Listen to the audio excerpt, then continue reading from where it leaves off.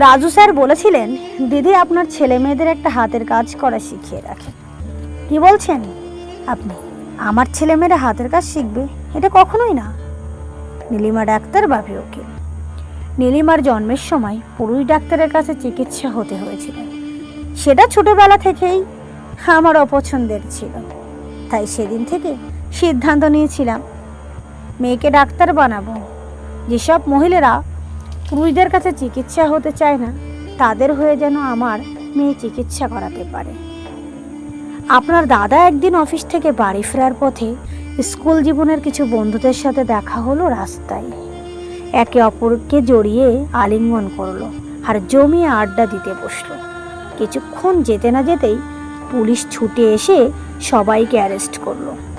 আপনার দাদা কারণ জিজ্ঞেস করতেই পুলিশ বলল, একজন মহিলাকে মেরে ফেলে আবার জিজ্ঞেস করছিস কি হয়েছে?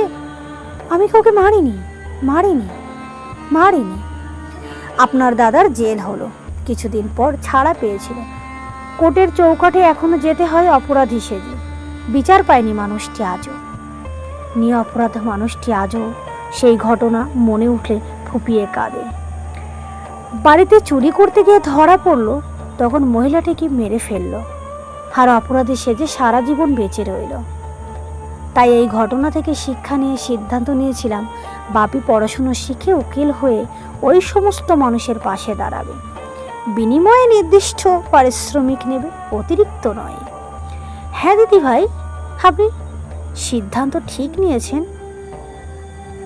আপনার ছেলে মেয়েদের পড়ালেখার প্রতি আগ্রহ খুবই ভালো, ওরা পারবে, কিন্তু তার পাশাপাশি একটা হাতের কাজ শিখে রাখা জরুরি। সুবিধা ও অসুবিধায় কাজে লাগতে পারে। আমার যুক্তি বুদ্ধিতে এটাই বলে। আজ চেম্বারে বসে আছি, হঠাৎ রাজু স্যারের কথাগুলো মনে পড়লো। অস্ত্রসিক্ত নয়ন নিয়ে রোগে দেখতে শুরু করেছিলাম। ভাগ্যিস স্যারের কথাগুলোকে মা গুরুত্ব না দিলেও আমি সেদিন গুরুত্ব করেছিলাম। বাবা কারেন্ট অফিসে চাকরি করতেন, যা বেতন পেতেন আমাদের দিব্যি আরামায়েশ করে চলে যেত।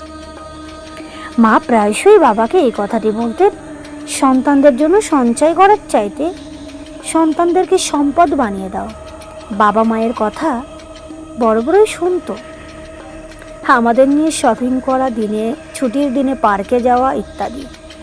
বাবা সঞ্চয় করতো না, সব অর্থ আমাদের পিছনে ব্যয় করতো আমাদের সম্পদ বানানোর জন্য।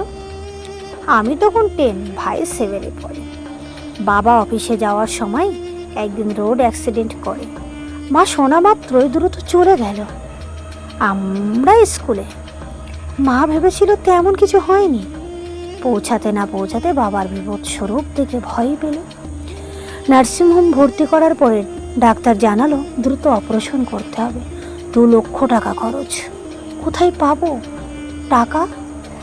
সেদিন মায়ের মাথায় আকাশ ভেঙে পড়েছিল। অন্যের দ্বারে দ্বারে হাত পেতে মায়ের কিছু গহনা ছিল, সেগুলো বিক্রি করে চিকিৎসা করানো। বাবা সুস্থ হলো, কিন্তু কোনো কাজ করা নিষেধ। যতদিন বেঁচে থাকবে ততদিন মেডিসিন খেয়ে যেতে হবে প্রতিনিয়ত। চাকরিটা চলে গেল, সংসার কিভাবে চলবে? আর আমাদের পড়াশুনো বাবার ঔষধ। মা তো হাউসওয়াইফ, মা তো কোনো কাজ জানে না। যে কোনো কাজ শিখতে 2-3 মাস সময় লাগবে। 2-3 মাস বা চলবে কি করে? এসব ভাবনায় মা সেদিন আত্মহত্যা করতে চাইছিল। মায়ের মাথায় হাত রেখে বলেছিলাম, আমি আছি তো, চিন্তা করছো কেন? কি করবি তুই? আমি বললাম, শেফালি আছে না আমার বান্ধবী, মা নেই, সৎ মা, ও বিড়ি বাঁধে, মাঝে মাঝে ফালতু সময় কাটাতাম। ওই স্যার তোমার একদিন বলেছিল না 2 বছর আগে হাতের কাজ শেখাতে? তখন আমি বলেছিলাম, বসে বসে সময় না নষ্ট করে বিড়ি বাঁধাটা শিখে রাখলেও তো হয়। আমি সম্পূর্ণ শিখে গেছি। আমি আরও অনেক বেঁধে দিই মা, ফ্রিতে, টাকা নিই না। মা নেই তো মায়া হয়। তুমি বকবে বলে লুকিয়ে লুকিয়ে শিখেছিলাম। মায়ের চোখ লাল, কান্না লুকিয়ে জড়িয়ে ধরে বলেছিল, যেখানে আমি কাজ করে সংসার চালাবো সেখানে তুই? কি হয়েছে তাতে?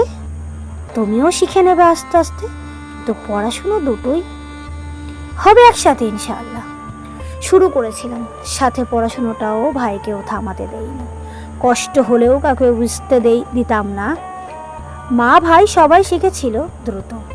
বাবা কখনো হাসতো, কখনো কাঁদতো, হয়তো এটা ভেবে আমার ছেলেমেয়েরা আজ স্বাবলম্বী, আবার এই ভেবে কাঁদতো এই অল্প বয়সে তাদের সংসারের হাল ধরে।